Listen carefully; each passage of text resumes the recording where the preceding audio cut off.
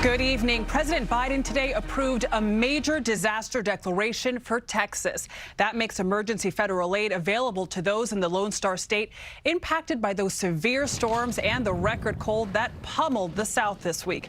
At least 50 people are dead. Millions of others are left without power, heat, or clean drinking water. A warm-up is forecast for this weekend, but as temperatures rise, so does frustration. CBS's Omar Villafranca is in Dallas with the latest. Good evening, Omar.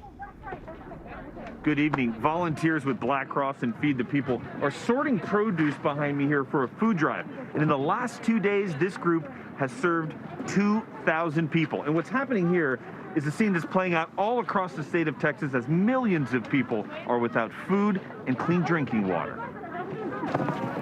Volunteers at this food distribution point in Dallas are packing boxes with the basics: clothes, water, and food for hungry families.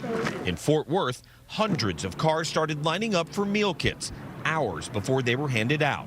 Julie Butner heads up the Tarrant Area Food Bank, which has seen a dramatic increase in those seeking help. They need food and lost some food during the power outage. That on top of job loss and the pandemic, folks just needed support. How long do you think you can keep going full throttle like this?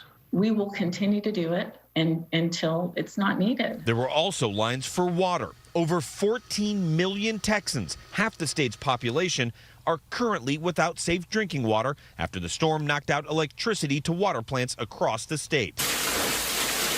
The humanitarian crisis is also becoming a financial nightmare.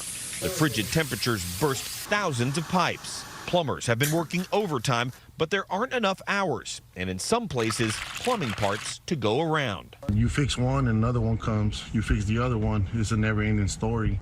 Ed Hers is an energy expert at the University of Houston and says those lucky enough to have power now may soon see staggering bills. Some customers are going to have hundreds of dollars of electricity bills per day that they're going to have to add up at the end of the month. So the next shock that's coming is a financial shock for the consumer. Oh, exactly. The higher the demand for power, the higher the price.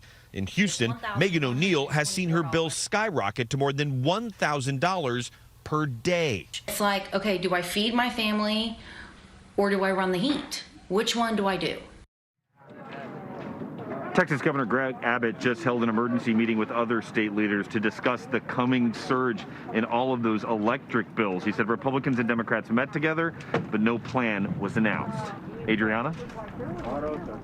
So many families in need. Omar Villafranca in Dallas, thank you.